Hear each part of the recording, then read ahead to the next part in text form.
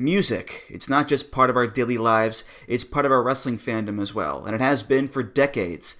That's where this show comes in. Music of the Mat, the podcast devoted exclusively to the music of pro wrestling, hosted by Andrew Rich. Hey, that's me.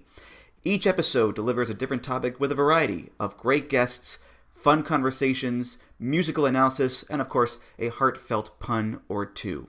New episodes drop every other Tuesday on Apple Podcasts, Google Podcasts, Spotify, or your podcast app of choice. Check out Music of the Mat only on the Voices of Wrestling Podcast Network. This podcast is a member of the Voices of Wrestling Podcasting Network. Visit voicesofwrestling.com to hear the rest of our great podcasts, as well as show reviews, columns, opinions, and updates across the world of wrestling. Click the Linktree link in our Twitter bio or in the show notes. I am at the Day to Dave on Twitter, and Lee is at Malone_713. Days of Thunder is a part of the Voice of Wrestling Podcast Network. Follow the VOW network anywhere good podcasts are sold for more fine podcasts than you can shake a stick at. Thanks.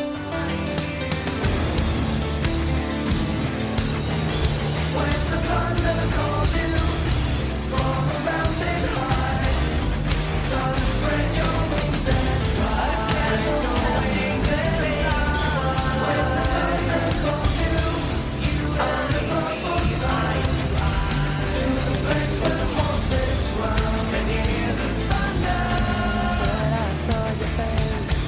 Hey there, Thunder Buddies and Travellers Down Thunder Road. It's us, Days of Thunder, the WCW Thunder rewatch podcast that you didn't ask for, but we did anyway, coming to you part of the Voices of Wrestling Podcast Network and powered by largemanapears.com. I'm your host, your podcaster's throat on Thunder Road, Dave Ryan, and I'm joined, as always, by my faithful co-host, Stagger Lee Malone. Lee, how are you? I'm good. It's Christmas time. It's time to be cheery and happy and in good spirits. Yes, we've rolled into December, and Christmas-wise, I'm feeling pretty stoked.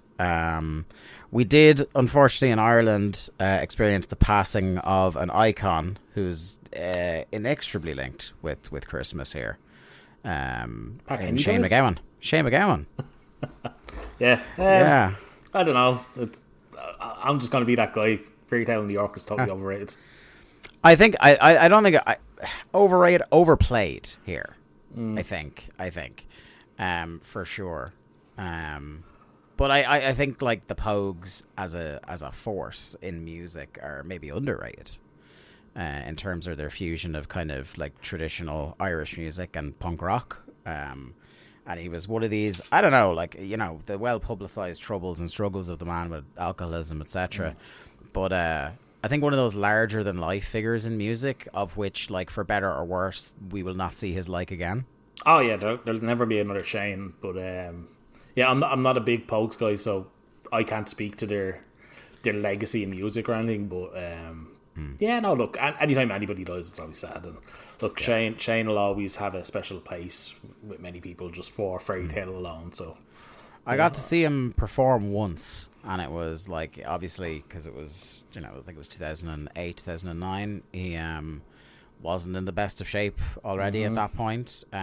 He came on stage and did a duet with Nick Cave and the Bad Seeds. Very good. But even having seen that is kind of special. And just, I think it's tough in the space of a couple of years for, you know, Ireland has a real outsized presence in terms of music history. Like, we've made a huge mark relative to the size of the country, and in the last couple of years to have lost like Dolores O'Riordan from the Cranberries, and then this year to have lost Sinead O'Connor and Shane McGowan, is like, you're losing a huge piece of history. That's true. Yeah. God, I forgot Sinead was this year. Feels like so long ago. If I can steal a very dark gag from a friend of the show, Jack Lazell, he says to me this weekend, and yet all four members of U2 still alive, only the good die young, eh? Listen, I'm down for a U2 burial anytime. I don't think our American and British friends get the highest U2 hater per capita nation on earth is it's Ireland. Literally Ireland. Yeah, we can't. A lot of us can't stand them fucks. There's a thing embedded in our DNA that's like when you get to a certain level of success, it's like you've become too big for your britches, and the nation must seek to take you down and humble you. Well, also, taking your taxes out of the country will do that. Yeah, becoming tax exiles in the Netherlands. It's funny, like one of the most popular graffiti tags in Ireland is "Bono is a pox." I see it all the time. Still, so fucking funny. Yeah, it's great. And maybe it's one of those things, like, there's like a cultural thing here. I was explaining this to some of my English friends recently. Like in Ireland, there's a culture of like, if you have money, you don't talk about it. Mm-hmm. Like there's other countries in the world where like, discussing what your income is or, what you spend your money on, it's not really a big deal. It's just like, it's very matter of fact and things like that, where it's like, it's ill thought of for you to be flashy with your cash in Ireland. Like going back to like the times where we were occupied, and like if you had money, it probably meant you were on the take from the crown. Yeah, you're probably Westbrook basically. Like, yeah. So I wonder, is there a little bit of that with like you two got to a certain level of wealth where it's like, right, fuck you. So it's like the whole like people don't understand this. Like, if you went into the local on a Friday night and the place is rammed, and you said I'm buying everyone around, half the people there are going to take it off you and go, where'd that fucker get his money from? Yeah. They'll take it, and then like they'll drink it with one side of their mouth and curse you with the other side. Yeah, 100%. But I've completely diverted from Christmas chat, and it is a most wonderful time of year. It is. How is the Christmas shopping going? Are you on top of things? What do I look like, my wife? Oh God, you're one of them. I'm joking. I'll participate. God, if you wink hard early, your head's gonna fall off. You're tugging at your collar, Homer Simpson style. Nah, I do. I help with the Christmas stuff. A man with the comfort of knowing that Jen doesn't listen to the podcast. No, but a friend of ours does now, and that's not going to go well. You're getting ratted out. Actually, also, I've had a couple of young people in the village say they listen as well, so it's going well. Really? So, good. Yeah. I gotta stop these my wife jokes. Unless they're gonna make them my wife jokes. Just like... But no, I do. I participate, and we're pretty much set, kids wise. Yeah. But for friends and family, probably not so much. Yeah, I've got my list has gotten shorter over the years because, like, Emma's family, we've reduced things to a Secret Santa. So rather than get one for each of them, I get like you get like bigger presents just for one person. So I managed to square all that away pretty quick on that side of the family. Then, like, the Ryan side of the family are the ones that are last because it's the shortest list, and it's the same thing because it's like it's two cousins and an auntie. And they only want the same thing every year, which is like the biggest Yankee candle that they have. And yeah, I just change up the fragrances, and there's like a Yankee Candle warehouse that's like 10 minutes from my house. I was just going to say, it's literally down to fucking Newbridge to the Yankee Candle store. And yeah. So it's dead handy. So I'll get them very like dead last in terms of like budgeting, because I've got one paycheck like right before Christmas. So I'm like, right, that's on my doorstep. So that can wait till last. Yeah. Most of Emma's are squared away. So it's just like a couple of like annoying bits and stocking fillers are all that's left, and it's just finding the time. I'm even trying to find the time now from the night we're recording, my hair has but a week and a half left on this earth. Yes, of course. Plug your link. Yeah, so it's I have it pinned on my Twitter page at the Day to Dave. It's an I Donate page. And we've done amazing on it. I'm raising, so if you've missed a couple of shows and you're just jumping back in, I've been growing my hair since 2021, and I'm getting it shaved off, donating the hair to make wigs for pediatric cancer patients, and donating whatever money I raise to a children's hospice. So I had set a goal in mind in my head of €250. We are currently sitting at €1,855. Unbelievable stuff. I'm really hoping to get over the $2,000 mark by the 15th. So if anybody's got some spare cash, it's going to a good cause, not to me. The thing I like about this I Donate website is that none of the money goes into my hands, so I don't have to actually manage it before I send it off. It's just all onto the page, and when the fundraiser ends, then it gets sent away. Fucking Ted Critty over there. Yeah, I don't want to actually do any accounting work in this. I'm just going to have a cold head, that's all. He says this a year after I start a Patreon page with him. Yeah. No, I'll abscond with that cash, no problem. Those ill-gotten gains are okay. It's just what happens next is the issue. Yeah, those kind. Speaking of ill-gotten gains, how are you feeling about the AEW, the Wembley, the All In 2024? How are the hype levels? Because to peel the curtain back, neither of us have got tickets yet. We were pre-sale boys last time. Yeah, I was checking out the pre-sale as it was happening, and I was not impressed with the offers. Shall we say the prices? It seems like everything's gone up at least one price tier. So we were pitch side, like we were kind of the back end of the pitch, but we're on the pitch for 2023. Yeah. I want to say our tickets were about what, €140, €50? Yeah, it was like 125 flat plus booking brought it to about 140 a pop. You weren't getting to that pitch for anything less than 200 now, I don't think. Yeah. The thing now, I think it will come down because what I was hearing from people is that the surge pricing was active this time. Okay, so surge pricing wasn't a thing. It was a thing, but it wasn't on for this event last time. Or at least not on the pre-sale. See, I'd never seen that before until... it must have been Wembley then it was. But maybe it wasn't a thing during the pre-sale. But I'd never seen that until we started looking up AEW price tickets. But apparently, price surges is a thing, and it's pretty shit, I must say. Yeah. I'm kind of hoping that it will mellow out after Christmas. I think we were talking privately about, like, we are going, like, because you and I, like, between, what absolute wrong-uns are running the Irish wrestling scene, and that, like, this is literally the only wrestling show you and I do in a year, because we kind of, like, I'm definitely not feeling, like, much as the crack is still mighty whenever we would go to Germany, and I'm sure that would still be the case. I don't have the graw to go back there yet. Yeah, I don't think that's ever coming back. I don't know. It's just any WXW clips I see are just I don't know. But I'd be going. The thing with going to AEW is, like, I'd be going, and I think I'd still enjoy it. Even if I'm frustrated with the booking, I still think I'd enjoy broad strokes of the show. Yes, exactly, and the wrestling will still be a very good standard. And it's London, and we've got friends in London. Exactly. You know what I mean? Like, whereas, like, those weekenders for WXW, weirdly, even though London's a more expensive city, would end up costing us more.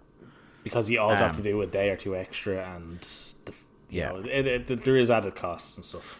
And as much as maybe some of the wrestling might be better bell to bell in WXW, I don't know at the moment what it's like. But we're less invested, exactly, for good or for bad. So we will go, but I think it'll be a while. Like I was actually kind of blown away with they've nearly hit 30,000 already. Like, I thought with the way the product has been that it'd be way slower than that, but I think they're still going to get 50, 60. I think they make 50 easily. It's pushing beyond 50 now. That'll be the challenge for them. I think this time they're actually going to have to fucking announce matches and build matches. Like, I think the right stuff could get them up much closer to the first time. I mean, I'm 95% certain that one half of the main event is set in stone. Yeah, Ospreay. Yeah, I mean, it has to be. We were literally standing next to each other during his entrance and said, "This guy's signed. Next year he's in the main event." Yeah, I think Ospreay, going for the title in Wembley, is a pretty, like, that will get you attention. I think the long touted final Danielson McGuinness match. Much as I think I was listening to Chair Shot Pod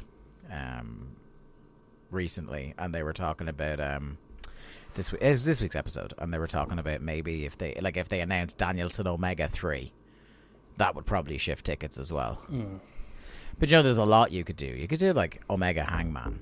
You could do anything. Like, I'm kind of keeping it really hopeful that Swerve will be the champion at Wembley, but I don't know if he will. So I want him to win the title in 2024, and I think if Ospreay wins the title, he's not dropping it for the rest of the year. They don't do short world title reigns. They don't. I think that's something that will change in 2024, though.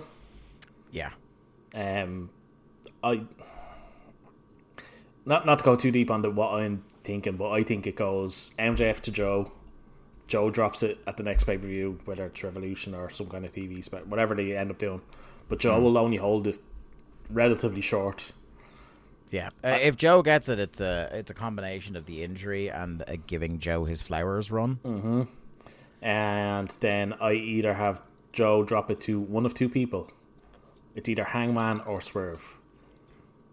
And depending on who he drops it to, I'd still main event Double or Nothing with Hangman versus Swerve. For the title, yeah. And that's where Hangman gets his win. And then you want a Hangman Ospreay at Wembley. Maybe. That's me, but I mean, I'm not Will Washington, so I'm not getting hired. Yeah. Right, I suppose we'll tip back to 1999, shall we? Do we have to? Well, we won't be going straight into WCW just yet, because we've got to see what Uncle Dave had to say. And I just think this is very funny to kick off with, because I know there's been some talk on Twitter and stuff recently about like steroids, because I know there was a question to Dave about like what's the policy in AEW. I think it's widely known that like there is a policy that exists, but there's no testing. Hang on, people are questioning the AEW policy after Randall Kenneth Orton returned. Yeah. I mean, this is. I think this came up again because it's like WWE have a policy and they test, but like the ability to beat the test is very. Like, look at the fact that Randy Orton has remained employed in spite of repeatedly failing drugs tests. Not even steroids tests, just flat out drugs tests is evidence to that. And that's a matter of public record. That's not even speculation. Like, that guy has failed, I don't know how many tests for weed. But anyway, I just thought it was funny that the first headline I saw of any significance was Dr. Joel Hackett, an Indianapolis physician, well known within pro wrestling for having connections with some of the biggest WWF and WCW talent, has had his medical license suspended for at least 90 days this past week at an Indiana State Police investigation, has been turned over to the Marion County Prosecutor's Office for potential criminal charges. Hackett, known to have medical connections with both Brian Pillman and Louis Spicoli, admitted in a June 4th, 1998 interview with Indiana State Police investigator Mike Garrett prescribing Schedule 2, 3, and 4 controlled substances to pro wrestlers in 8 to 10 different states and Canada for over 6 years. Garrett's report said that 3 of Hackett's patient, names not listed but one of which would have been Spicoli, had overdosed with many of Hackett's prescription pills around at the scene of death. There are both similarities and differences between this story, which originally broke in the 8/28 Indianapolis Star News, and what it will be naturally compared with the steroid-controlled substance painkillers distribution conviction of George Zahorian in 1991. So this is the first kind of significant steroid bust since Zahorian, several years previously. There was talk that WWF, seemingly, had been way stricter, that he was caught backstage and barred by the company. Okay. Whereas wrestlers, the only one named being Spicoli, were flying this doctor 2 shows. Out 2 shows. Oh, God. So, like, as far as I know, nothing really comes to WCW's door in terms of responsibility for this. It doesn't ring a bell with me anyway, but the story is doctors don't be a mark for fucking wrestlers. Yeah. And this, I think, would be the last significant bust until Signature Pharmacies 10 years later. Yeah, easily. And that was an online thing, wasn't it, Signature Pharmacies? Yeah. And that was like in the wake of the Benoit stuff. So... yeah, it just goes to show, like, the same problems just recur and recur and recur. Like, I guess the one thing that isn't as prevalent now in wrestling as was still back then, and particularly the generations before, is like just the use of like the hardcore Class A's. That doesn't seem to be as big a deal now, or at least like people have gotten so good at hiding it that we don't hear about it. But yeah. there's another thing interesting, because this topic comes around every now and then as well in wrestling history. Amidst the plethora of mainline news coverage of pro wrestling came a piece on ABC's Nightline on 8/27 concerning hardcore wrestling. Oh. It was quite a sight to see no-name indie wrestlers doing really bad chair shots in front of around 100 people treated as a serious news subject. This is the reason I wanted to bring it in, because this is just very funny. Who gets mentioned in this? The idea that when a show the caliber of Nightline investigates pro wrestling, hardcore side in particular, and its effect on children, they go to Mantua, New Jersey for basically unknown Combat Zone Wrestling and interview the promoter of the almost unknown Bayonne, New Jersey-based Jersey All Pro Wrestling, which is mind-boggling. But there it was, Ted Koppel, one of the most respected television newsmen in the country, debating an overmatched Jeff Shapiro, the promoter of Jersey All Pro. The show opened with Nightline reporter Dave March going to a CZW show in a warehouse with 100 or so fans. They interviewed fans who did great service to wrestling fans around the country by saying that they were there for blood. They showed clips of some really bad wrestling, even by indie standards, featuring terrible chair shots and a guy jumping off a pretty high balcony onto an opponent and sending him through a table, while in ECW fashion the crowd started chanting CZW. They brought out a psychologist to the matches who found them very exciting and entertaining, but focused on how riled up very young children attending the shows, one of whom brought a barbed wire baseball bat to be used as a weapon, apparently. With ABC TV cameras there, was disappointed because none of the wrestlers would use it. Were there for simulated brutal activity. The psychologist, in what was obviously a dated reference, said that recent studies with kids revealed Hulk Hogan as the 7th biggest sports hero amongst young children. John Zandig, the promoter of the show, bragged that it was his promotion that introduced the new spot of using a staple gun to the head that has since been taken national by ECW.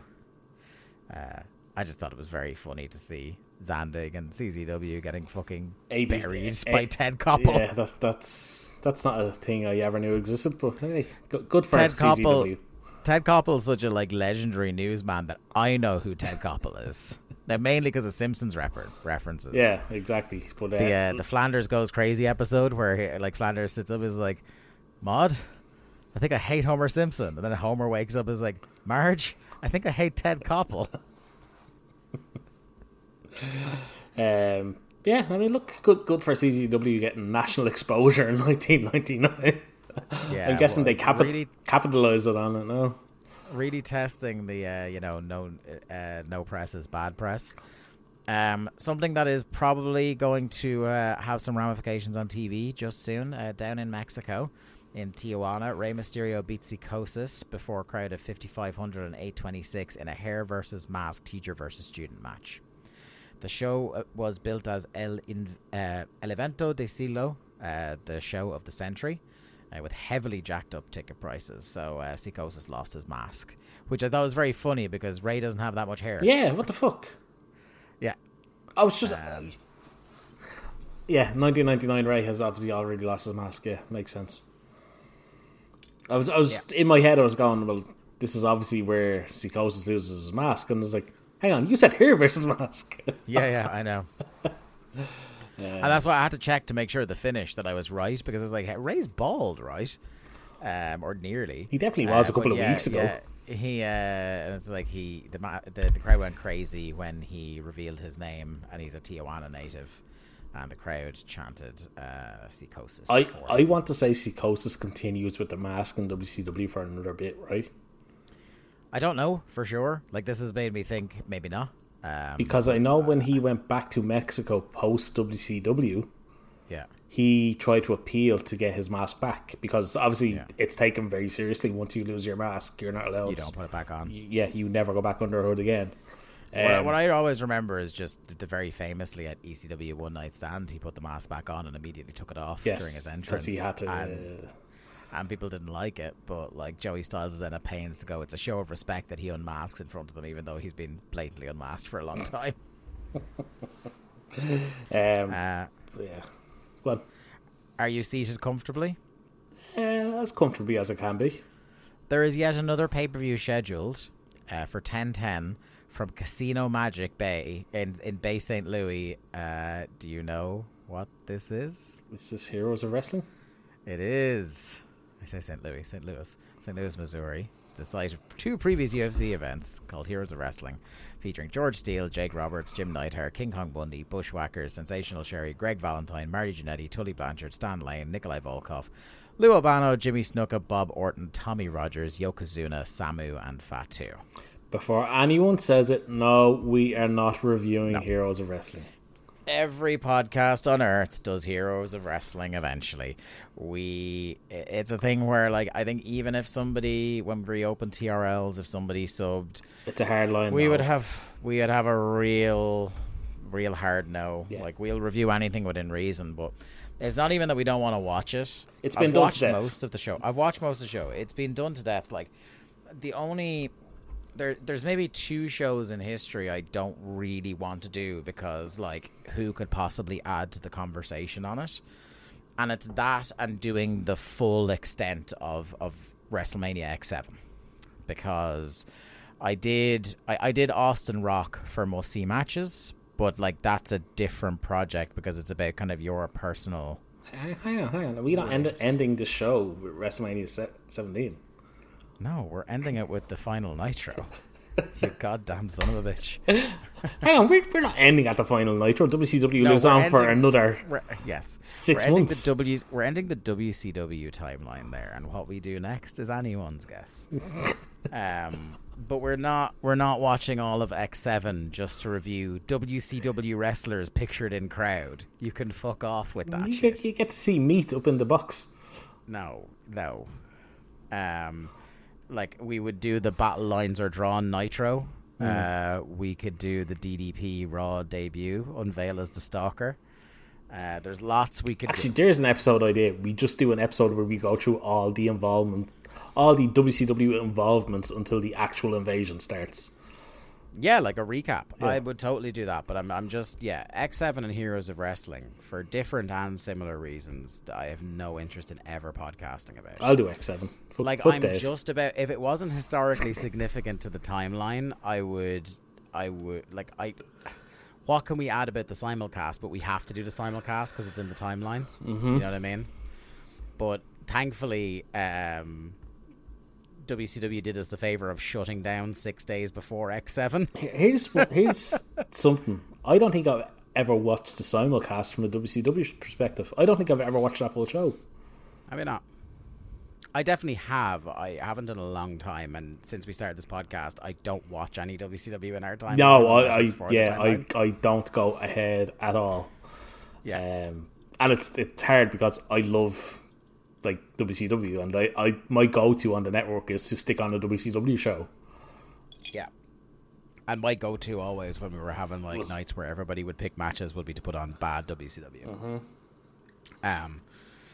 But yeah, we also have the chatter in the LA Times on 8/29 talking about how great the upcoming Beyond the Mat wrestling movie is. We will be reviewing, speaking of stuff that's been talked about exhaustively, but this is in our timeline and relevant for a lot of different reasons. We will be doing a free show review of Beyond the Mat. It comes out, I think the premiere is 10/10. So that week we will be doing a Beyond the Mat podcast on here. I am looking forward to that because, again, we decided very early doors we were going to do Beyond the Mat, which was something I watched every couple of years anyway. Yeah. And yes, so now it's been like 4 years since I've watched that show or that documentary. So it'll be fun to touch back in with that. There's a couple more news stories. If you just bear with me there. We have got. Where is it now? Ah, yes. So something we have missed, but will we say it now? We're going to do behind the paywall next week. Yes, next week's Patreon.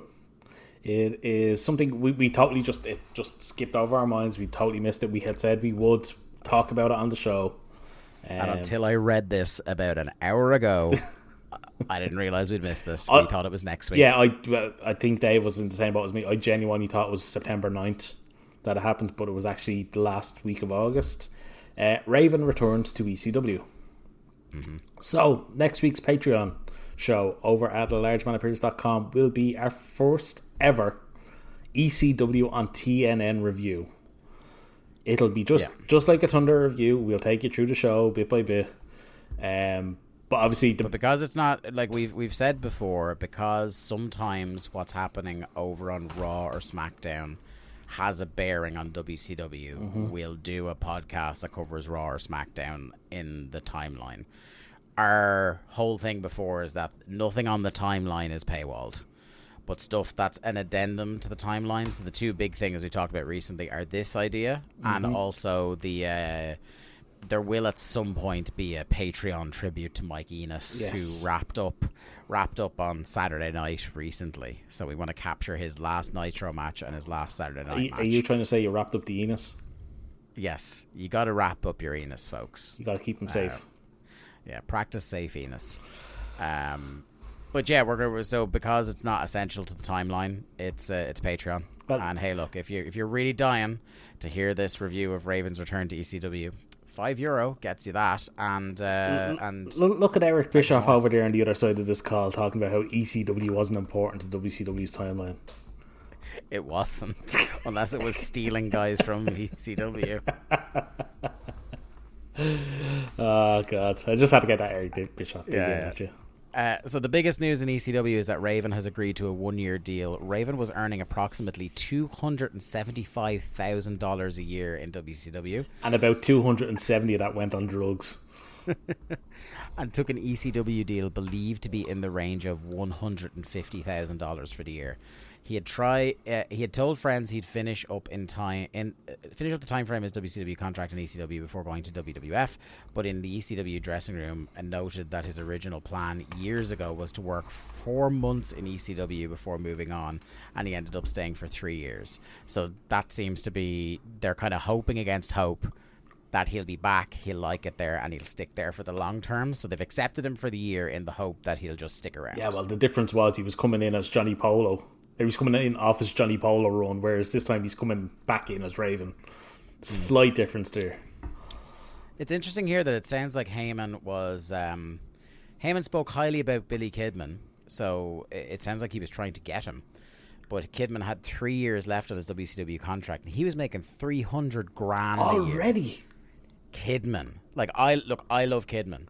And I don't think he earned enough out of the sport for how ahead of his time he was. And he's still getting paid, so he's okay. But $300,000 a year for where he was on the card when Raven was getting $30,000 a year less. 1999 Billy Kidman is not a $300,000 a year guy. No, which is a figure that Heyman couldn't afford to come close to, which is fair. He also wasn't interested in spending 3 years in ECW before getting his opportunity to go to WWF, which is fair. Heyman wasn't as interested in Conan, and financially it would have been a dumb move for Conan to make. So this is Heyman going through the guys that stood up and tried to get out. Yeah. Wasn't interested in Conan, and financially it would have been a dumb move for Conan to make, because obviously Heyman was going to pay him. It doesn't say what he was on, but Heyman was not going to pay for what Conan could offer. I'm sure he was probably, if Kidden was earning $300,000, I'd say Conan was easily on more. I'd say Conan's touching $500,000 probably. Yeah. Although it may have been more considered, although it may have been considered more than momentarily, Raven did try to broker a deal because he felt Conan could contribute because of his booking ideas. Oh God. Fuck, an ECW co-booked by Conan? Perish the thought. Axel Rotten and New Jack are back as full-timers. Interestingly, because we know what happens in the next few months, it is said that Chris Candido and Tammy are coming back on the 9/11 taping in Buffalo for ECW. Interesting indeed. So I'm just scrolling down. Also, seeing as you mentioned Tammy, I think it's timely to bring up that Sunny won't be seeing many sunny days herself. In this 17 years, I believe she got. It's horrible. Really, God. She was such a kind of I think she's one of those things where. Do you remember we talked about when the Plane Ride from Hell Dark Side came out, and it was like a story that, because we didn't have all the intimate details of, was kind of treated as a punchline for a long time, and then you get the tragic, you get a real hard and focused look. Yeah, and I feel like Dark Side kind of did that a bit with Tammy, where. I think because a lot of her problems are of her own creation, in a lot of people's estimation. She becomes a bit of a laughing stock amongst wrestling fans. But I don't know, man. Like particularly since the Chris and Tammy doc, where you're just kind of, it's almost like you're just like hold your eyes open, Clockwork Orange style, and look at it, and you're just like, I just feel so sad. It's such a sad story, and like, she was the fucking queen of pro wrestling for the most downloaded person, not in wrestling, in the world. Like, are we talking like 95 to 98? 95 through 97 easily. Yeah, and then because in 98 she returns with LOD.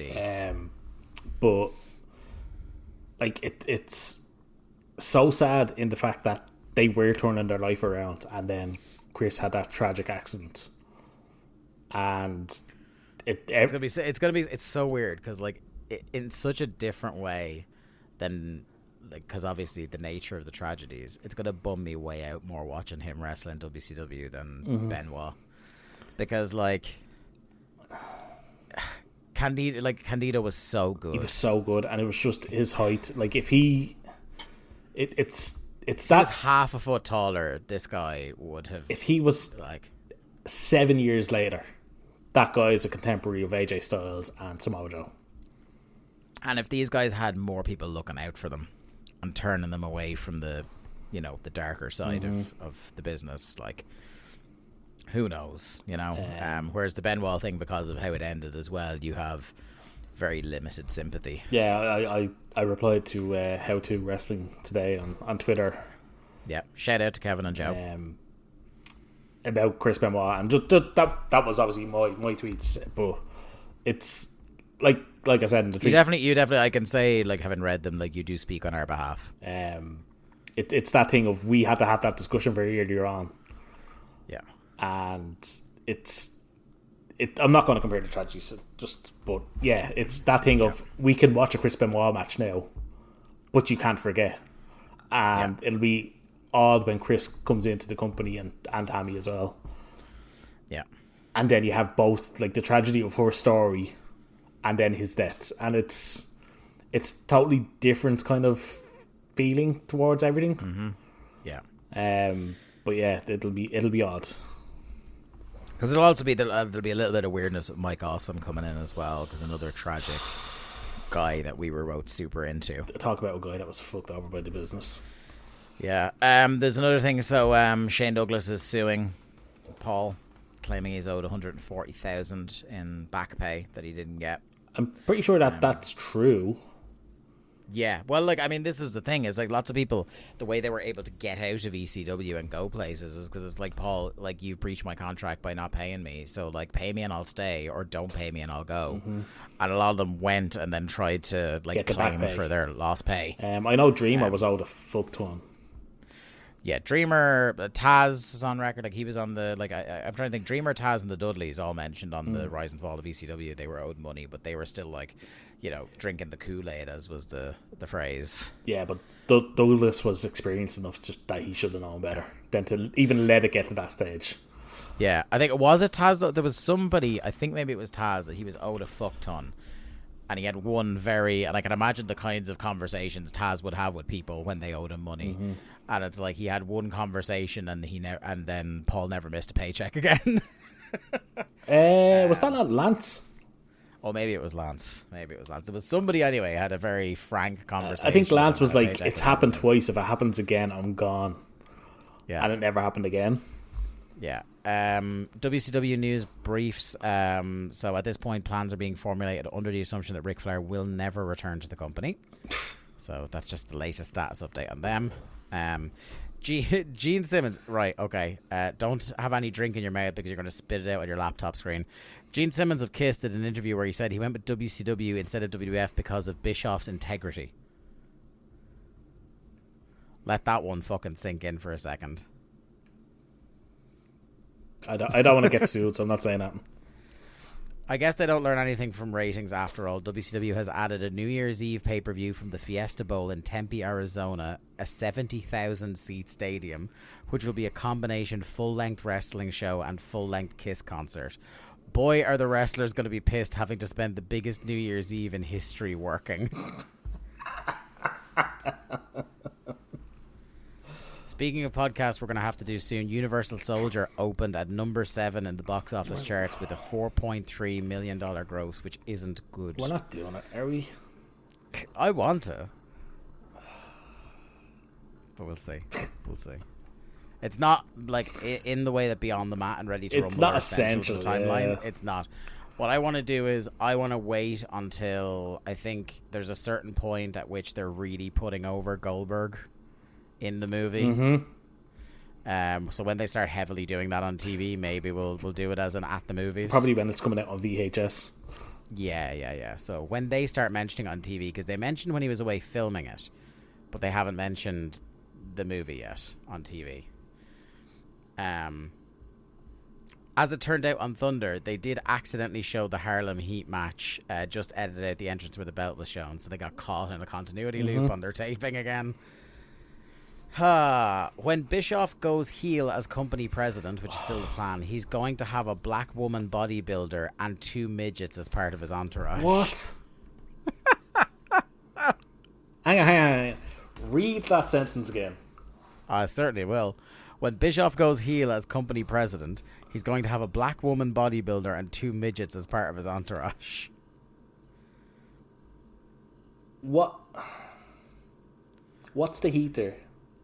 Bischoff surrounds himself with little people. He's an idiot. I don't know. Like, I genuinely, I don't get that.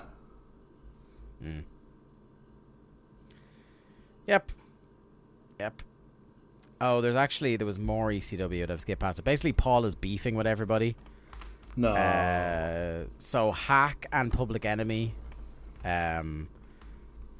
he's saying he won't have Hack back in the company after Hack left. And he's also saying he will never book Public Enemy again because they no-showed the ECW on TNN taping, the first one. Yeah.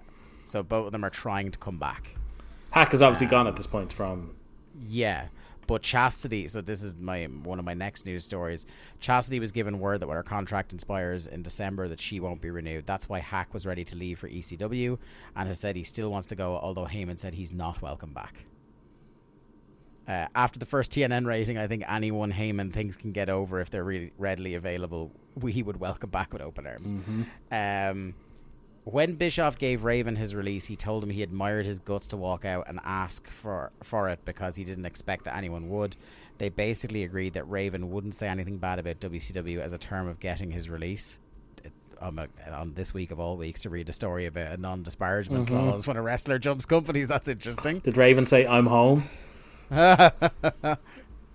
Getting his release, and that in 1 year when Raven's ECW deal is up, he would be welcome back to WCW. So, like, to me, knowing Bischoff, I don't think he really cared about having Raven on his show, but he cared about that Raven would, everyone assumes, go to WWF immediately once his ECW deal was up. There's a question for you. Actually, you know what? I'll save it for the ECW show. Nash was at the Nassau show doing a lot of the booking along with Rhodes, so he's kind of like, even though we reported when we started doing these Dave features that he'd been kind of relegated, he is growing in influence again in the booking committee, which is building to something we will be talking about in about a month, the one where he books an entire Thunder by himself and nearly gets fucking railroaded out. Not just out of booking, out of the whole company.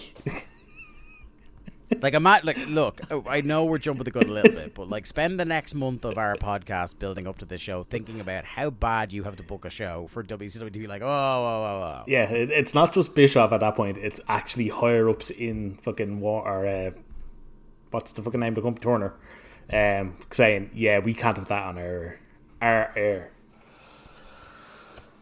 Anyway.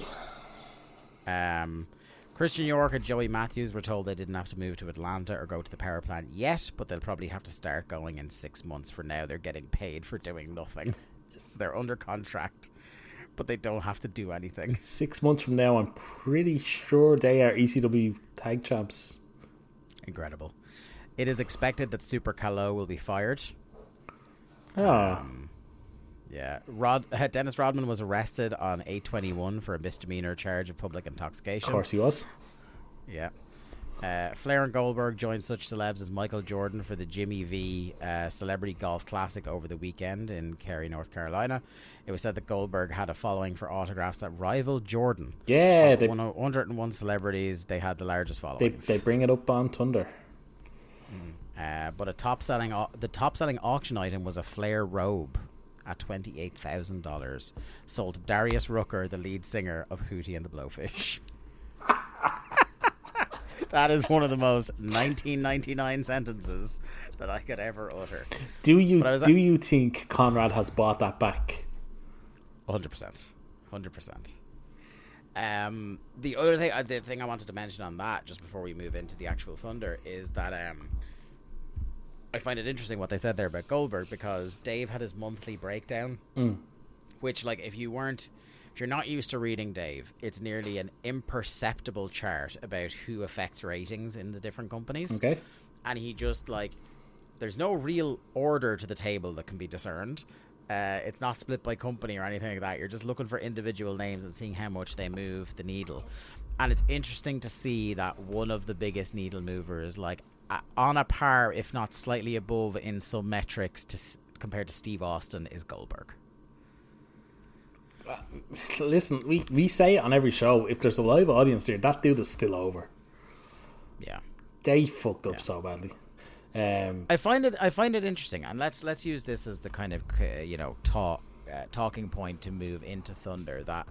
So now we are in the era where Thunder is going head to head with SmackDown. Mm-hmm. And I find it very interesting to see already who in the company is clearly abandoning ship. And they don't want to be seen to be beaten by WWF's B show or to be on the show. But one person they've brought in for this show to try and swing things a little bit is Goldberg. Yeah. Goldberg has his first Thunder match in a while. Mm-hmm. And it's funny you say that, because when you look back over the past couple of weeks of Thunder, the main focus of the show has been Sid Vicious. Yeah. And it's almost like he has been set up to go, look, he's losing to the B show. Mm-hmm. Nash, obviously not here. Mm-hmm. He's still working retirement. That big fucking orange prick, not here. Yeah. A lot of those guys, a lot of the politicking dudes, even Sting and Luger, nowhere to be found. Flair, obviously, currently not coming back to the company. Again. But yeah, I just found that very interesting. And as we move into this Thunder, it's something worth bearing in mind, because this is Thunder 78 from Saginaw, Michigan, 2nd of September 1999, with a 1.9 rating. We're in the ones. That is down by 0.1 compared to last week. We are down a full 1.0 in the last 3 weeks, because what happened after 3 weeks ago? So they had taped Thunder. That was on a different night. It was Wednesday night, wasn't it? They had a Wednesday night Thunder. Then they went head to head with the SmackDown debut, and now they're head to head with SmackDown episode 2. So they are eating shit right now. Fuck me. A whole percentage point. Yeah. Ratings points in 3 weeks. Erased in 3 weeks. That's fucking scandalous. Yeah, isn't it? Like, I can imagine Turner being fucking furious. Yeah. And of course, Lee, what are they bringing back as the big storyline in the company to try and get people to switch back over? It's the White Hummer. I genuinely thought we were done with the Hummer. No, dude, we're not. I know done with the Hummer. I know. The Hummer is still coming in 2000. I know. But yeah. But yeah, well, we were even reading in the Observer a few weeks ago that the plan was the Hummer was done, because they were all like, Dusty and Bischoff were fucking embarrassed about how it went nowhere last time. And now it's back. So the cold open is a flashback to Nitro, where Hogan is photographed really, like, looking with the biggest fucking dumbest face you've ever seen on a man.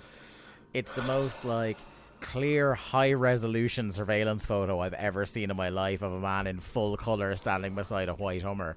And it's so funny, because, like, the white Hummer in the TV angle, like, I'm assuming must have had a license plate in view, and wherever this photographer was standing clearly could have got the license plate just in the didn't. photo, and it just didn't. But you're burying the lead here, Dave. Oh, am I? We haven't seen Lex Luger on TV in fucking forever. Oh, sorry. I thought it was a giant anthropomorphic Knicks cap that was talking. And now we have the return of Flexi Lexi. And of course, we're redoing Sting trusts Hogan and Luger doesn't. We had seen on, I think, last week's Thunder that he came out to help Sting. Yes. He saved Sting. I can't remember who was it Steiner and whatever. Sid Yeah, and probably. I'm assuming when it's interference in a match that it must be Steiner and Sid.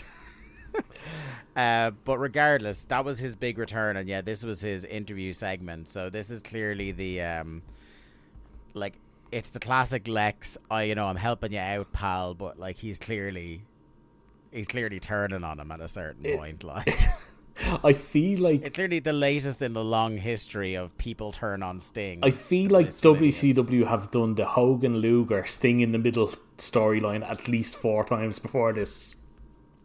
This is definitely not the first time since Thunder started a year and a half ago that they did it. Also, we know that like the Sting heel turn is coming. Is coming. Yes. So it may actually be now because I can't remember. It may be Sting turning on. Oh, him do you not remember what happens? No, okay, I remember the Sting heel turn is coming up, but I can't. Like again, I just like there's something niggling about it. All I'll say is it's shocking. Bad, you are really gonna enjoy the pay-per-view. Oh, can't wait. Also, that's the other thing as well. Like Fall Brawl is coming up, and I remember like Fall Brawl '98 being fucking class. Like apart from that, like there was like 2 or 3 matches on it that were class, and then the Hogan versus Warrior barrel roll match. Also, we'll get to it throughout the duration of this show. They had Fall Brawl booked and then absolutely tore it up and just made up feuds, right? Right. So here's the thing. Last week in The Observer, right? He said, there are no plans. 1 week ago, there were no plans. Now, he lays out in The Observer this week. I skipped it because I didn't want to necessarily spoil it in case these plans stick. He did write what the plans were. But I don't know if they stick to them. Like, to be honest. They were building to Goldberg Sid. They've been doing it for 2 months. Yeah. And now it's not Goldberg Sid. Yeah. Sid goes a completely different random direction in his promo while still also building towards Goldberg on this show. Anyway, so Lex shows Sting the photo of Hogan very clearly standing beside a Hummer. And what I thought was brilliant is Lex Luger, private detective, Stoneface saying, I have verified the photograph myself. I want more detail on how he verified it. Was he with the boys down the lab trying to like doing ballistics tests and whatever the fuck? Did Lex Luger go to Lex Luthor to verify? Looking at a photograph and then, like, for some reason using like an abacus or something. in a black room, Lex Luger with his abacus. Yeah, you see him trying to call the forensics labs, but he's just on like a speaking spell or something.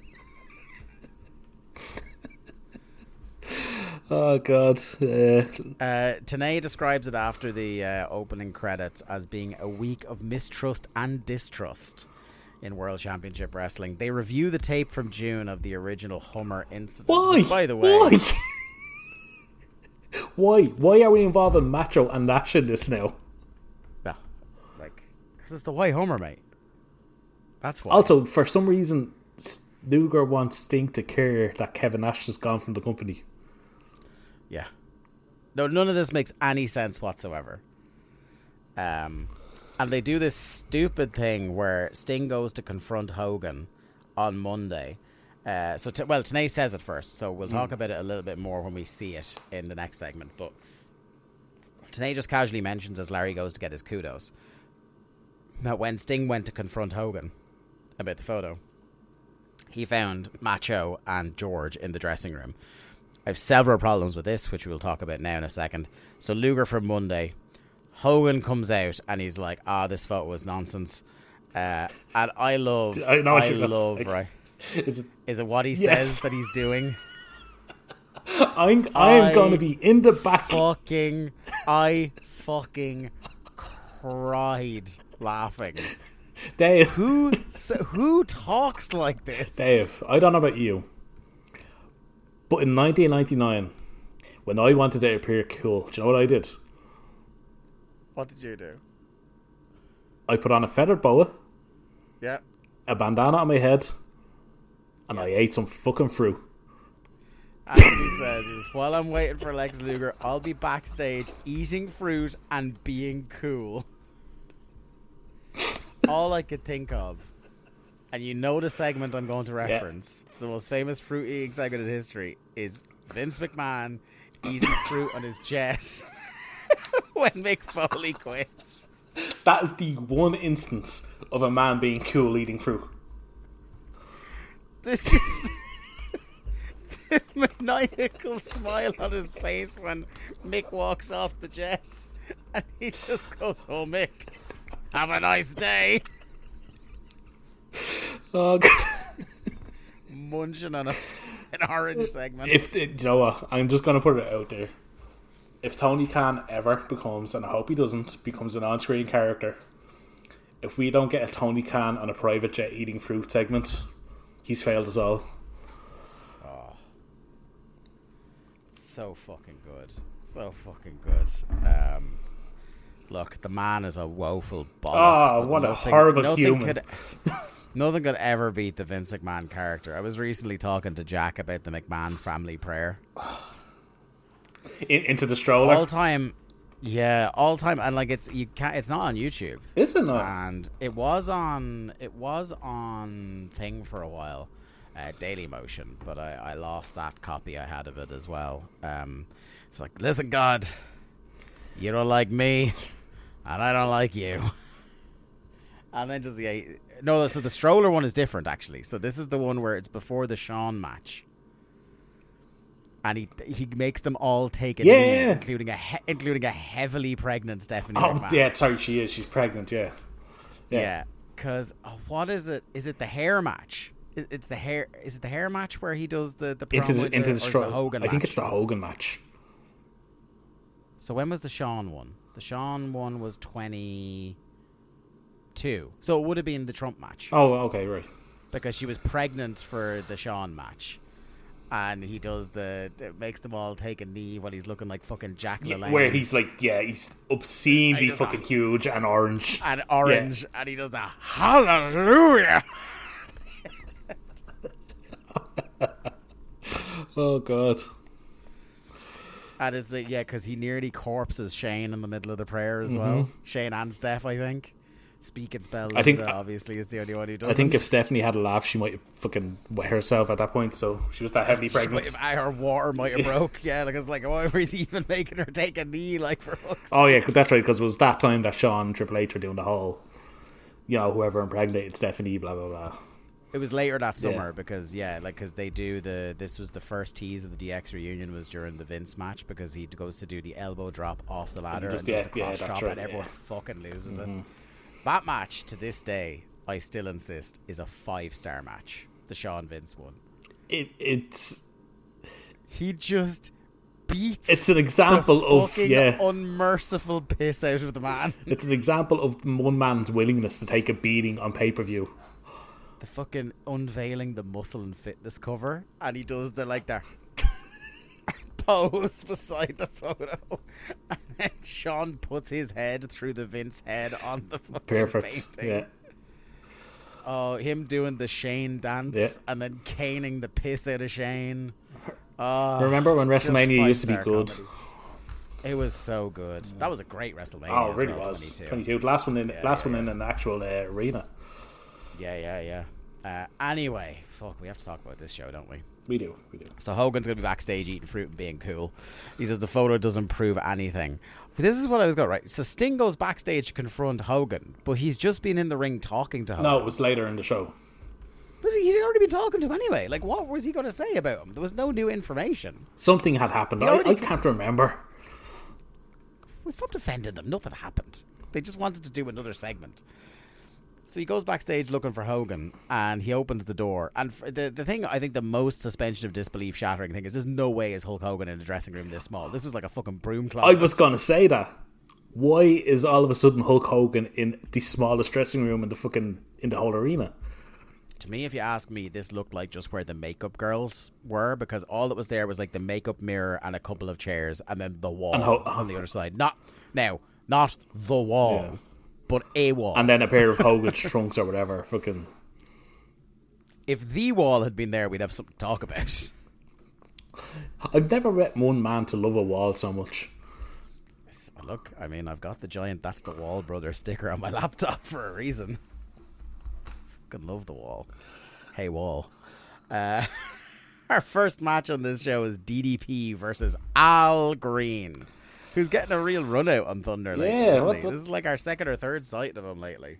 I don't know. He's fucking shit. Yeah, no, he's dog shit. Yeah. So DDP says he was going to challenge Goldberg, but this place is too much of a dump for a match like that, which I did laugh at a little bit. It's like, I'm not a coward, it's just this is a shithole. It's a great turn for a heel. He said playing the role of Goldberg tonight will be Al Green. And it's so funny how much the announcers just absolutely scoff at the idea that Al Green could even fictitiously play Goldberg. They're just like, he's not the caliber of athlete of a Bill Goldberg. This is nonsense, highest order. They might as well have said, like, Al Green is an idiot and he can't wrestle. Fuck this. And then they'll still trot him out on fucking Saturday night to go 8 minutes with somebody. Yeah, and then they have him stand there while DDP just fucking eviscerates. Does your mad jokes? Like, try to big him up at first, going, you look just like Goldberg. So he's complimenting his shoulders and his traps. And he goes, you've got the same gut as Goldberg. And he's like, hey, what the fuck? And he's like, oh, but you look way better. The thing he absolutely should, like, the most obvious thing in the world is, like, you look better than Goldberg, you have hair. Is the most obvious dumb route to take, instead of going, hey, you're fat. You Scott Steiner style. You've got roid gut, but it's okay. Your roid gut looks okay. Yeah. Which is just factually not true compared to Goldberg. You know what I mean? Like, that's anyway. Fuck, like, it's bad because then it devolves into, like, again, we've talked about it how many times, but like DDP is so much more than your mad jokes. Mm-hmm. That's all they have him do. Like, even when a promo starts going away from the your mad jokes, he brings it right back. Like, it's clearly Bischoff must be howling at these jokes. He's like, keep doing them. It's safe to say that the triad are done at this point. Yeah. Not coming back. Haven't seen the other two in a while. No, they're just gone. Canyon, I don't want to say he disappears, but Canyon doesn't get featured until he does the turn. Yeah. Now, I'm so excited for the turn. I don't know how many times I've mentioned on this show. I know I say it to you all the time privately. When I was a kid, one of my all-time favorite things was when people were getting randomly Canyon cuttered. That is fucking wrestling comedy. Positively Canyon is probably one of the best characters. And this is the thing, I haven't seen it in so many years because we've been doing this show, but I am so steadfast in that this holds up. Like, it will hold up. It will. And even if it doesn't, we're going to tell you it will, because we're not going to be wrong. The one I always remember is the one at the barriers going in and out of the arena, where the guy comes to check on the car, and you think what's going to happen is he gets out of the car and does it, but he comes careening in from off camera. Canyon cutters the guy. Or the one where they're doing the wide shot in the background, arena, which I think is a Thunder. Okay, and in the background you see it. There's a guy looking up at the building, and then all of a sudden, like from a mile away, this dot in a bad wig runs by. Fucking boom. Comedy, folks. It's not that hard. No, it's really not. Anyway, is there much to really talk about? No, he does a float over diamond cutter and wins. And it's a bit of a, like, because of the chunk of the man, it's a bit of an awkward float over. Mm-hmm. It's more of a hop, skip, and a jump over. And then he also, like, just to discredit the man a bit more, he celebrates for about 30 seconds. It reminded me of when Randy Orton reversed the curb stomp into the RKO, and he just got so jazzed that they hit the spot that he forgot to pin him. Yeah, it was the one thing I do like about this current DDP run is that he's back to hitting the diamond cutter in weird variations. Yeah. Which just goes to show that the move was over. And it's a shame they never let him, for various reasons I'm sure we'll talk about one day, many years from now. They just never, if he had just been doing that in WWF, he would have gotten over. I just listened. If he hadn't been just doing grainy VHS camcorder footage while he was having big wanks in a cupboard. I told you I downloaded I went back to the Pritchard podcast and I just listened in the past week to the Invasion 2001 episodes. Right. And you best believe that piece of shit defended DDP being a stalker. One of the all-time fumbles. There'll be nobody. You could sit anyone from that company in front of my face and they could give all the justifications they wanted, and I will never believe anything more than they were punishing people who were in the company that nearly put them out of business. They couldn't see. They could not see the money they could have made. Do you know what his justification was? What? If it was that over, why did the company go out of business? Yeah. Fuck you. Yeah, Fuck you. Yeah. To me, the thing would be my competitive hackles would be raised by if I thought they weren't over. I'd be like, well, I'm gonna fucking get them over. I'll prove that it was Bischoff is an idiot and can't get over any talented the people. guy that left me to go there is a fucking bigger idiot. Yeah. Anyway, our next match is Shane Douglas versus Dave Taylor. Regal off mic. Regal hasn't said one word on a microphone since he came back. Rightly so, because he's off his fucking tits most of the time. Yeah, and you can hear him through the camera calling the crowd in Saginaw scallywags and scoundrels, and I did pop for scallywags, I have to say. Douglas, this is full Dave Taylor is in Butlin's wrestler mode, because Shane Douglas hits a neck breaker on him and he rolls out of the ring to be consoled by Steve Regal while yelling, "Oh, my neck!" Yeah. I was fully expecting to be like, Adam! What did you think Big of USA chance as well for known patriot Shane Douglas, by the way. What did you think of the match they announced for Fall Brawl? This would be the First Family. Is this the First Family versus the Revolution? Mm-hmm. Dog shit. That's what I think. You're not jacked for Shane Douglas and Dean Malenko taking on Brian Knobs and Hugh Morris? These four guys are getting over, so let's tie 4 fucking anchors to them. Mm-hmm. Fucking hell. Remember SmackDown had that, new talent initiative or whatever it was called? Yeah. WCW With Palmer Cannon. WCW were doing that in 1999 with Brian Knobs. Yeah. Fuck. I suppose better than doing it in 2011 like TNA did. So. Yeah, true. So we have Sorry, Garrett. Dave nearly hits Regal. The two get bonked. Malenko arrives to take out Regal. Pittsburgh plunge. That's it. Chris Adams appears from nowhere. This is so funny because there are some times in this show where people miss their cues by way too long. But this was suspension of disbelief breaking in as much as people were in to even the odds quicker than the interference was happening. Because it's the bell rings and Chris Adams is already there. It's way too late for him to have known that this was the finish of the match. Or it's way too early for him to know that the match was finishing. Mm-hmm. Comes in, belts Douglas with the flag. Before I could even blink, Benoit is on Chris Adams. And then before I could blink again, the whole First Family have come out. And then before I even knew it again, Saturn is out. It's so funny because I think they were really struggling. I think they were struggling for time because you get Douglas on the mic after this and he talks about, is everybody ready for a revolution? The First Family must have suggested a no DQ match either on Nitro or we've already memory hold it from Thunder last week.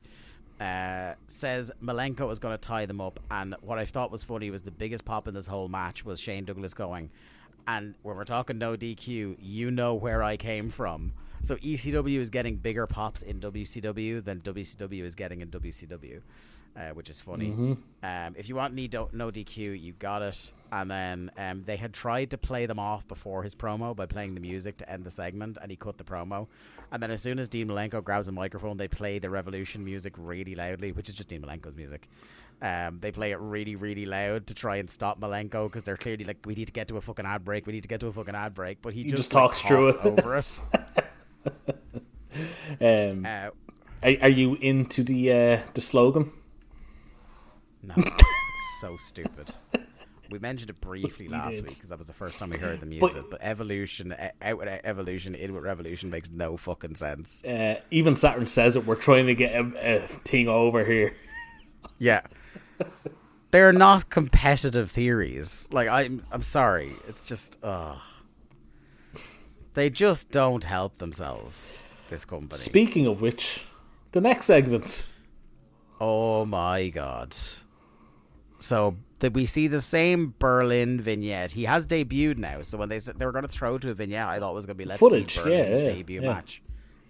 Fucking nothing. I think there was one of the images I think had footage of his entrance. I think I saw him very briefly, but I did not care to rewind. And then Larry, and I don't know why this wasn't cut off, started on a rambling, well, you know, when communism fell. And I'm like, oh my God. You don't want... Fucking history lectures from Larry fucking Zabisky. You are not Ken Burns, You don't want an American telling you all about world history?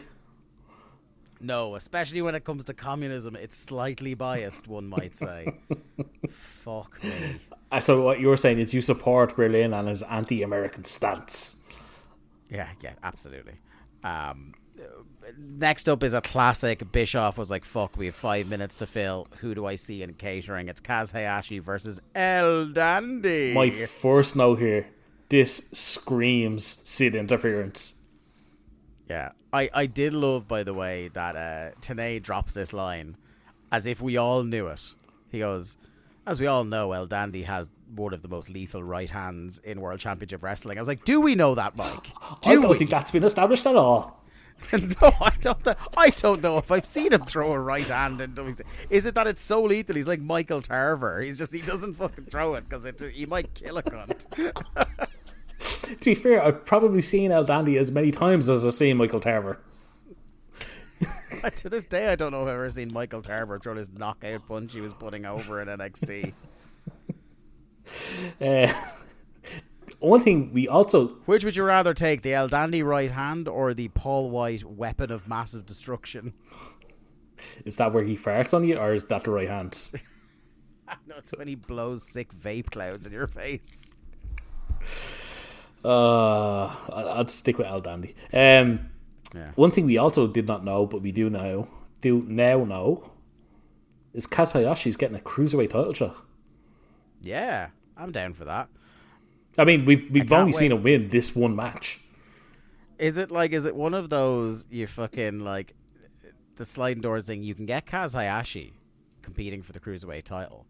Oh, cool. Who's the champion? Is it Kidman? Is it Rey Mysterio? No, not them. We're going to put it on that guy we've been doing gay panic skits with for 1,000,000 years. Do you know what it feels like? Hell on earth? That's one thing. But the title was on Rey. And it's like they went, oh shit, Rey has the cruiserweight title. That's not important. Let's do a Lenny Lane versus Kaz feud for the cruiserweight title. Yeah, we'll talk a bit more about Lenny later because now they're trying to make him seem like a threat. And yeah. But anyway, Kaz hits a sick overhead belly to belly where he like traps his arms rather than gets the waist lock. That was fucking class. And fair play to El Dandy for getting some elevation on it as well. Dandy misses a Vader bomb, walks into standing Hurricane Rana, slingshot DDT from Kaz for 2. Dandy goes for a superplex. Kaz fights him off, front suplex, and hits that. Like, that fucking senton backsplash is sick, man. It's like... It's more impressive than most swantons. Yeah. And it actually lands most of the time. Or it looks to land most of the time as well. Because there's, like, the way his body turns halfway through it it's like something out of a cartoon where it's like he freezes in midair and then actively jumps downwards out of the air. Like, it's fucking cool, man. And then, as you say, you could see this coming a million miles off. I'm just surprised we actually got a pinfall. That was the shocking part, that we actually got a finish in the match. Maybe the second most shocking part, because Sid comes out, but he wasn't alone, Lee. No. He didn't have a Steiner with him. No. Fucking Charles Robinson, who has only not been a heel for about 5 minutes, is now a heel again. Until he referees a Cruiserweight title match later in the night as a straight referee. No, not later in tonight, Lee. Oh, next. Sorry, yeah, next. Yes, he comes out. This is one of my major problems. He comes out and he's basically doing the Lodi gimmick, and then he referees a match next where we're supposed to forget that, and also Lodi is involved. What the fuck is going on? Also, like, could you not have even put in one match as a buffer between these segments? Can we talk about Sid's winning streak?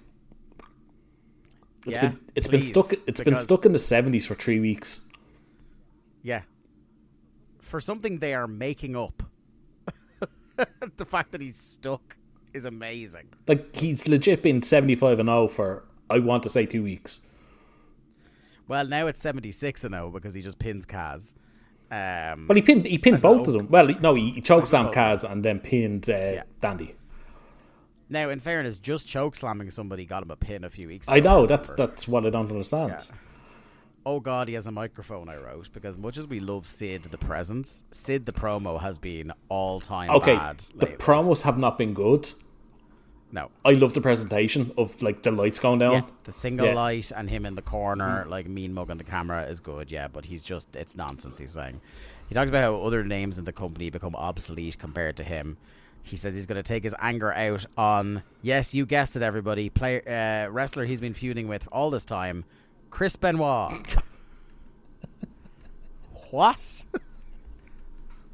What? Well, see, what happened... What the fuck is going on? What happened was... Not only is he feuding with somebody, he's not just is he feuding with somebody, he's never been involved with in a feud before. But also, Benoit and his mates are actively feuding with somebody else completely different. Well, Dave, see, what happened is that Sid is a big proponent of evolution.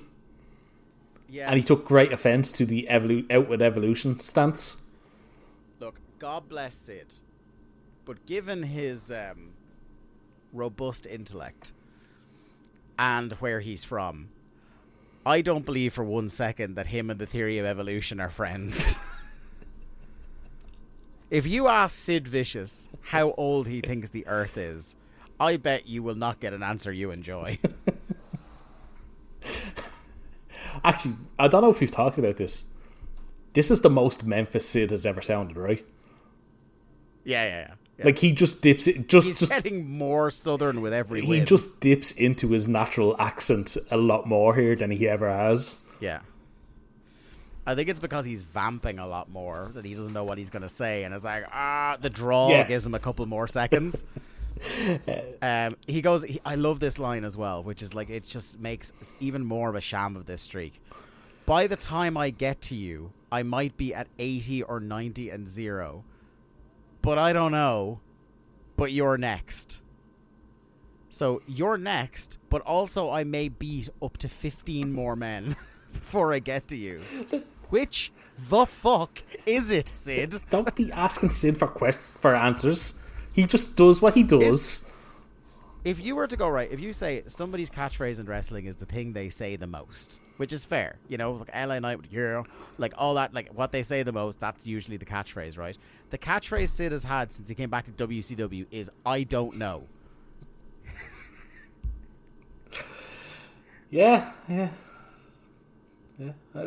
I just get the feeling that he doesn't give a shit about this streak at all, and he's just like, whatever. I'm not putting my heart into it.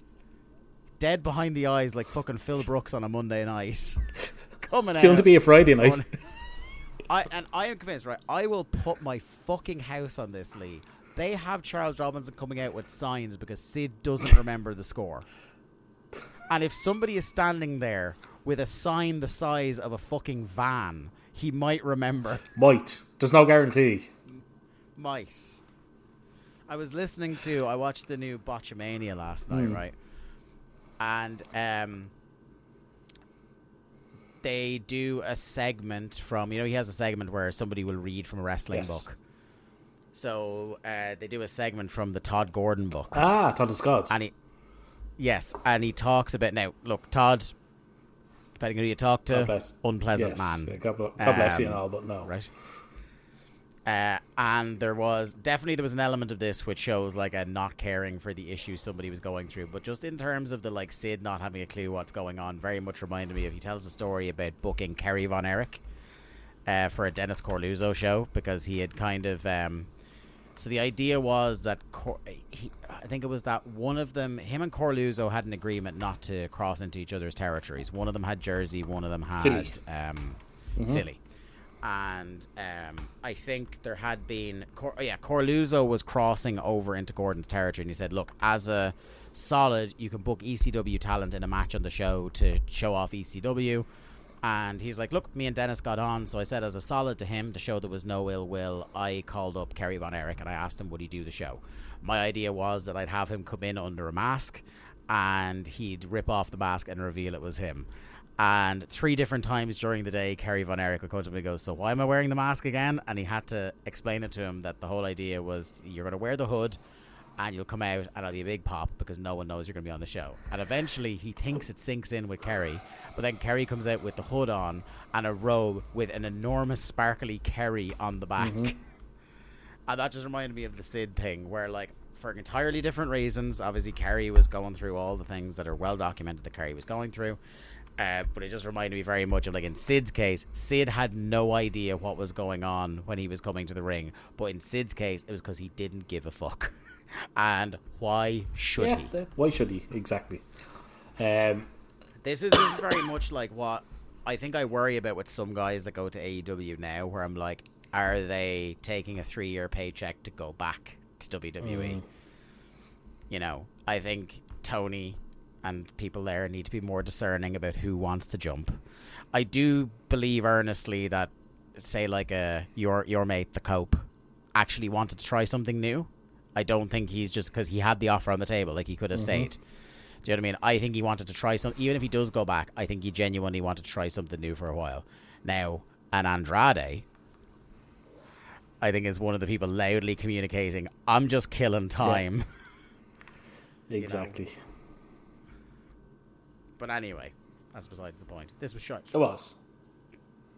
They also tried to play him off as well, do the Oscar music, play him off, and he just kept talking. Next up, we have to immediately memory hole that Charles Robinson is a big evil heel again, because we have a WCW World Cruiserweight title match, Lenny with Lodi versus Kidman. I did laugh a little bit at, obviously there had been some complaints in about Lodi's signs and the implications on it, because he wrote G-rated family-oriented signs. Yes, I wonder what organisation had been on to Turner about the signs. Yes. Stevie Richards on the phone. Anyway, and this is what I thought was really funny. Like, for half this match, they're trying to build up Lenny as an actual, like, they have spent the entire time we've been watching this company on this podcast treating him as a fucking dork. And he gets a fucking banana peel win of the Cruiserweight title. And now they're like, oh, fuck. We have to actually make him look like somebody that can win a wrestling match. And it's just the crowd ain't buying it. The crowd ain't buying it for 1 second. I watched this match and I didn't really... It wasn't that I was necessarily ignoring the action. Yeah. But I couldn't help and look at Lenny and just think, like, the guy can actually wrestle. Yeah, that's the disappointment. I like Lenny. Not Lenny. I was just going to say, that's the most Carl you've ever sounded in your life. Yeah, I like Lenny. Like, the dude could actually wrestle to a stat. Like, look, he's not fucking... Give me a name. He's not fucking... He's not Chris Jericho, in spite of how he looks. But the dude can move. He's not going to be in the Revolution tomorrow. He could hold up... Although he's probably better than Shane Douglas, actually. He could hold up his end of the bargain in a match. Let's put it that way. Yeah. he was a good hand. You know what I mean? Like he was never gonna. He didn't have the build or the height or the promo ability to be a star. That's what I was going to come back to. Like 5 years later, that guy is like a standard main event height guy. If he had come along in like early 2000s Jersey All Pro, early Ring of Honor, if he'd come around during PWG, like he's not like this guy was doing extremely well for like himself. He's not a small guy. No, but he's small by yeah. Land of the Giants era. Like, look, yeah. Who am I putting money on to have a better match in PWG? Lenny Lane or fucking Kurt Hawkins?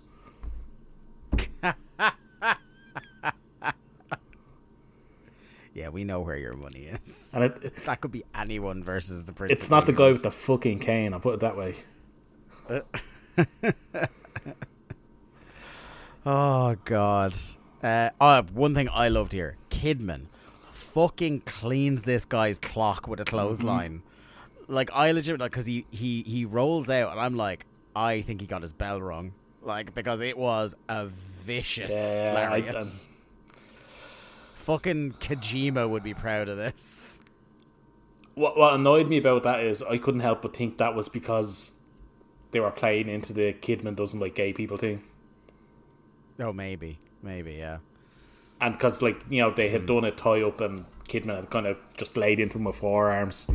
And it was just very shortly after that he hit the fucking snug clothesline. Or maybe Kidman just got an All Japan comp last week and he's just like, fuck it, I'm going full Kings Road style in putting this that 300k to good use. Yeah. Lord knows this match would go on like 2 minutes longer. He might start hitting some Kawada kicks or something like that. Who knows? Kidman hitting Lenny Lane with a burning hammer. Oh, God. Anyway. Look, the match was actually a lot of fun when it got going. It was there's decent. A bit where, like, Kidman does a baseball slide and a plancha, takes Lenny and Lodi both out. But just as it got going, Lodi interrupts the shooting star press for a DQ. Then Ray comes out. And I was just like, this is when I copped that it was Robinson refereeing because he's given out to the heels. And I'm like, Robinson was a full heel, literally one segment ago, and now he's playing it straight. Like, what the fuck is going on? Next segment, Revolution comes out. Benoit accepts Sid's challenge. Saturn says sometimes the hunter becomes the hunted. This was a completely pointless segment because why could they not have just done this when Raven was coming out for a match anyway? Not Raven, sorry. Yeah. Saturn was coming out for a match anyway in like 2 segments. Makes no sense. We get our latest Buzz Stern segment at the power plant. One thing I was always jealous looking at the power plant was I would love those huge long banner style pay-per-view posters that are always hung up there. Fuck. And the same in tracks when you'd see on season 1 of Toughen Up. Tracks. That's a blast from the past, isn't it? By the railroad tracks. Damn right. So he congratulates them, all the guys, including the back of Elix Skipper's head. Because before they started with him, WCW stood for We Can't Wrestle. And you know what? When you're losing a wrestling war, you really shouldn't be giving fans a new and very funny way to slag off your company. That was really bad idea. He says he can only pick one to be in his winner clubs, and he picks Luther Biggs, who's been the comedy geek in all these segments. As soon as he picks him, the guy immediately falls over. Then he gets his t-shirt and falls over again. Comedy. Yep. you, my friend, are giving the exact reaction. What do you want me to say to that? Give me your in-depth analysis while I take this big slug of water. Does the Luther Biggs guy go on to do anything in this business? Because do you know what he reminded me of? Like Who? A very, very, very, very, very less talented Larry Sweeney. He had that kind of look about him. He had a bit of a Larry Sweeney vibe, yeah, but just like not nearly the comedy or charisma or charm of the man. Just like take all, or even the physique. Take all the good things about Larry Sweeney and like eliminate them, and that's Luther Biggs. Yeah. We know he has, I think, at least one match on TV with Buzz Stern aside, because this gimmick is dropped like in a month. And I don't recognize Luther Biggs' face. Maybe when the Luther Biggs match comes up, we might have a look and see it as cage match. Our next match, fucking hardly worth even talking about again. Harlem Heat versus Disorderly Conduct. Disorderly Conduct getting the already in ring treatment, which is quite rare for WCW. Like, usually everyone gets an entrance. They got an entrance. Yeah. Did they? Did I just fucking black out? Apparently so. Disorderly Conduct. They got an entrance. I thought Disorderly Conduct got an entrance. Okay. Aaron Quinn is so mad at you right now. Yeah, sorry, Aaron. Jesus, apparently these have now entered the I'm actively trying to suppress having watched them territory. The one is super lame. Like this is a squash match. Oh, yeah. This is an absolute squash match. But Mean Mark complaining to the referee about being put in an arm ringer is pathetic. It's not Mean Mark. Mean Mark is the dead man. Yeah, yeah. Mean Mike. Mean Mike. Yeah. I keep writing Mean Mark. I always write Mean Mark. Now, if Booger Red was in Disorderly Conduct, you're talking. This whole match was just set up to establish Harlem Heat's new finisher, I'm assuming. Yeah, which is really funny because like they there's a bit where they come in and they have to do a double team on the Undertaker, and it's funny because like why are you doing a double team? Because the whole rest of the match is Stevie and Booker being easily able to out wrestle both of them at the same time. Yeah, but it's a tag team contest, Dave. You know, you got to take advantage.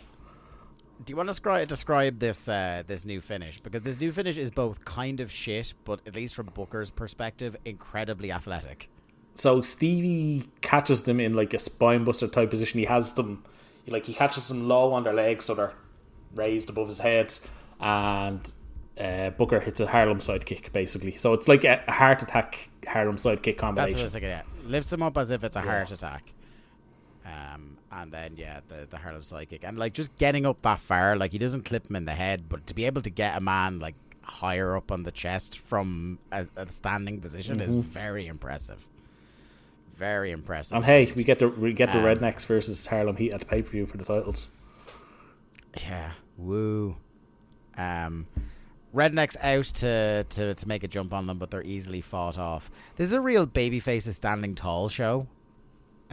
Because like heels keep trying to jump baby faces who, in spite of numbers being overwhelming, they manage to fight them off quite easily. So 4 men come out, and there's already 2 men in the ring. So 6 men against 2, and the Harlem Heat just run off all of them in a few seconds. I like your Steiner math there. Why? 4 plus 2 is 6. Yeah, no, it was actually right. I put a bit of doubt in your head there, though. Look, the numbers don't lie. And they spell disaster for Disorderly Conduct. They spell disaster for them at Fall Brawl. Speaking of disasters, we're getting another Prince Ikea match. Oh my god. I wrote, who could possibly care? Prince Ikea versus Scotty fucking Riggs. I was like, oh no, we're getting another fucking Ikea push. Turns out I was wrong. Yes. I don't know if I've ever seen this man win a match. Genuinely. Like, I have to keep reminding myself he was the mad champion for a while to remind myself that he did win matches. Scotty the Pirate Riggs is on board. What the fuck was this? Sorry. I had 3 observations about this match. One was the 2 of them managed to fuck up a short arm clothesline spot. Couldn't even tell you who fucked it up more, because the bump is definitely fucked, and the throwing of the clothesline is fucked too. They do the worst and least heated hockey fight spot of all time outside the ring, and then the other thing that happens is it the finish? Is on commentary, because we have the first mention on our podcast of the demon. So Vampiro is now living under the threat of the demon. Now, was this Demon Adams or was this Demon Torborg? I think by the time the match it's happens, Demon Torborg. It's Demon Torborg. Do you want to mention what the deal is with the demon for those who are like not watching the shows along and were fortunate enough to not be around when these shows were on? A couple of weeks ago, they had talked about how there was But they'd be doing the summer of concerts. So the Kiss one they had plugged well in advance. And on Nitro, the week before the Kiss concert, Bryan Adams had walked out on the NWO Black and White. And he was seen going off in Kiss's limo. And And then we were told that Kiss were promising the debut of a demon wrestler, or a Kiss demon, or whatever they were calling him officially. And Bryan Adams showed up 1 week later, coming out of the coffin as the full-blown demon. Yeah. Or the Kiss demon. By the pay-per-view, I won't say exactly, I can't remember specifically how long he lasts, but by the pay-per-view, it is absolutely Dale Torborg under the paint. So, in the space of 3 weeks, it goes from Adams to Torborg. And also, let's not forget, like, the whole background to this is as part of them coming to Nitro to do a concert. It was a mutual, there was business deal that there would be a Kiss character in WCW. Yes, that would only wrestle and in main events. Only wrestle in I think it was that he had to be booked in a certain number of main events. I thought it was everything had to be a main event. No, I think it was like a couple. There has to be a couple of main events. So what they do is they do a couple of times where he's in a special joint main event, but he doesn't go on last. And I think that's the subject of some trouble then later. But I don't want to spoil what I'm sure will be exhaustive reporting by Dave on it. But yes, in the space of 3 weeks, we get 2 Kiss demons, and Bryan Adams may or may not be gone for a little bit. And this sounds like something that they'll do this for a little while, and like Buzz Stern, they'll drop it. The fucking Kiss Demon stays around for fucking ages. So he's officially called the Kiss Demon until the trouble begins, and they change his name to The Demon. Even though he's still very clearly the Kiss, like they don't really change the look at all. Like maybe they do the thing, where like there's 10% change, so it can be under fair use. I think he stopped sticking the tongue out, basically. Yeah. But he's still doing the blood out of his mouth, and like he's still in the gear with the face paint. Like it's still fucking clearly Kiss. And we are going to be at some stage in the next year or two in this podcast reviewing him having a fight in a graveyard, which is on Nitro, but we're fucking watching that because that is one of the like in my mind moments that even at like 11 years old I was like, this company's fucking cooked, lads. Can I talk about the other thing in this match that is notable? Please, because I'd like to stop talking about this match personally, so you take the reins. So, the crowd, we haven't mentioned the crowd yet. The crowd was pretty lively. Like, a pretty decent crowd for a Thunder. For Thunder. Yeah, yes. The crowd audibly laugh at IKEA missing a crossbody. Yeah. Like, yeah. He literally goes for a crossbody, and you hear snickers of laughing when Riggs moves out of the way. And Riggs proceeds to do the most shit-looking rocker dropper I've ever seen for the finish. And this is like a crowd that I've often seen are willing to like give guys in the company a chance. It's not like, ECW are well known for having crowds that will shit on somebody blowing a single spot. Whereas I think WCW crowds are a little bit more forgiving, or maybe they're just so like tapped out attention wise they don't notice when a guy blows an individual spot. And this is they are just like, they do not give a fuck about either of these guys, and they shouldn't. IKEA eats shit off the top and gets famousered for it. Wasn't a famouser. It was a famouser has a bit of athleticism about it. Yeah. Look, I don't think no matter what, like this guy tried to do anything, there wasn't going to be any athleticism to it. Our next match. So Kat comes out. And one thing I will say in terms of positive, right? Kat and Sonny's gear, they've clearly got a budget now. Because Kat's he's got the gold sequin robe, yeah. The gold sequin robe. The gear is, the actual wrestling gear is looking a little bit less ill-fitting and cheap. Sonny is in an incredible mustard yellow suit. I am looking forward to your reporting of Dave's reporting leading up to the James Brown story.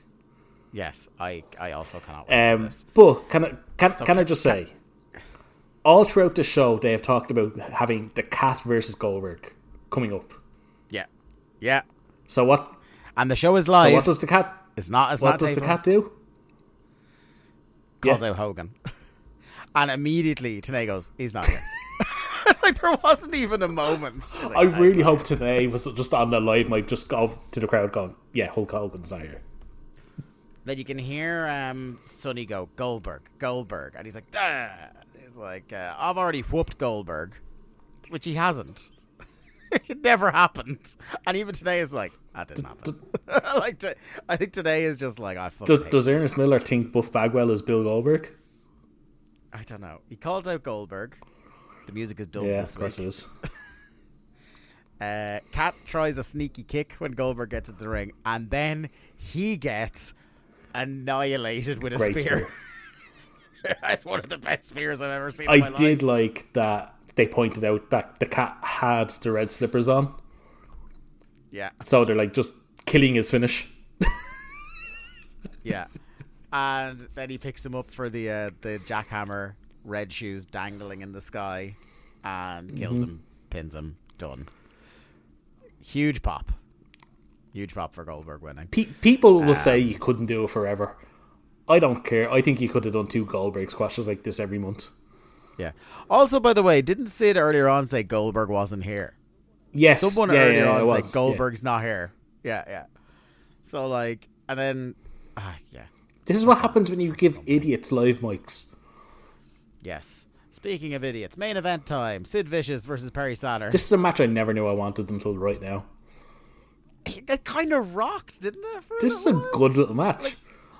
Sid gave Saturn fucking loads. Yeah, like it starts off with the typical Sid corner maul, and I was like, oh, it's just gonna be this, like. But Saturn like does the thing, and I love it. With underdog babyface who's tough as nails, fighting back, but the big monster heel just won't go down. Larry says those selling Sid's offense. He's like, those punches to the chest will stop your heart. I love the Saturn is trying to do the super kicks, but he can only get as high as Sid's nips. Nip kick. Sid nearly lost nip kick. That Party. needs to be the Young Bucks' new gimmick. Nip Kick Party is definitely a website that I do not want to have on my history. Sid nearly loses Perry on a suicide dive catch. Like, there's a moment where he just like nearly fucking lets him slide down to the floor. Lovely middle rope drop kick from Saturn, which it finally knocks Sid down, which gets a big reaction. He tries to do the sunset flip, and the monster picks him up, choke slams him nearly through the fucking ring. Saturn keeps fighting back. Sid won't stay down, but neither will Saturn. It's a real kind of irresistible force and movable object style thing, and I'm just like, I could do with this lasting another 5 minutes. And as I said that, Saturn goes for a 10-punch spot, and fucking Rick Steiner comes in for the DQ. He just fucking strolls in. It just comes in with his belt and immediately drops the belt and goes and does some punching. That's why. And then again, being sent in too quick because we're clearly running out of time, Dean Malenko comes out to even the odds, clocks both of them with Steiner's belt and the heels. The Revolution surrounds. Did you like Tanea's call of, oh, that's Benoit, and then he goes, oh wait, no, it's Malenko. That's Malenko, yeah. Two incredibly similar looking men, obviously. So that's the end of the 78th episode of Thunder. Lee, what were your overall thoughts on the show? Winners and losers, please. I don't want to say this was a bad show. I quite enjoyed. It was quite. I quite enjoyed Sid Saturn. The Harlem Heat squash, was a squash. Kidman and Lenny had a fine little match for what they are allowed to do, considering character and stuff. Yeah. And look, we got to see Kaz Hayashi and El Dandy have a little 3-minute match as well. It was a decent episode. I think the pacing was much better. Now, I know we're not going to get a live episode every week, so unfortunately every week isn't going to be like this. Yeah. So yeah, when we get a show to this quality, I'm going to just enjoy it. I'm not going to rag on it too much. I mean, the big winners of the episode for me were like Sid and Saturn, basically. Like, they just went out and had a good main event match. Yeah. Yeah. I'll give you that. Yeah. Our finish counter, brought to you by Ludwig Borga, has 8 matches on this show with a staggering 5 clean finishes, 2 DQs, and 1 interference leading directly to a finish. Thank you very much for listening to another episode of Days of Thunder. We'll be back on Patreon next week with our ECW review. In 2 weeks on Voices of Wrestling and the solo podcast feed with Days of Thunder 79. Until then, be well, stay safe, and we'll chat to you soon. Bye-bye. Music. It's not just part of our daily lives, it's part of our wrestling fandom as well, and it has been for decades. That's where this show comes in. Music of the Mat, the podcast devoted exclusively to the music of pro wrestling, hosted by Andrew Rich. Hey, that's me.